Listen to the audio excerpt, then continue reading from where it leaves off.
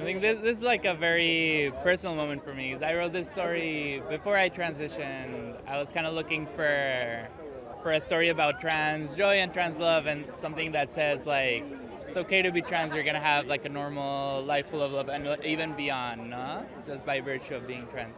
Like I was looking for that story. I wrote that story kind of like for me, like this closeted girl. And now it's coming out all these years later. Me now is like kind of like a baby trans girl, and like now I need to see this story. So it's kind of like a message from me to myself, and like the fact that all these other amazing creative voices came into the project and made it more beautiful and explosive and diverse. Has just been really cool to see happen. I just didn't know what to say on the phone. Like I'm not like that expressive, and I'm like talking on the phone. So I like covered it and like started screaming. I love Billy Porter, and like I knew it was the right match for the project.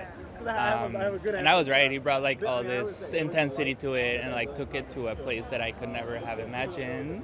I just think that I'm doing something good, no? With like the privilege of being able to write as a job, no? Or to like to have the talent that I do. I feel like I'm doing something good and like spreading this message, like normalizing being trans in a relationship, being in love with a trans person. Like the world is changing, and I'm glad I can kind of like be like change with it and like help tell the story of the world changing. I want the trans audience, not even trans, like anybody who's different or who feels different, who doesn't fit the mold, to know that like they're capable of being loved profoundly and completely and as exactly as they are.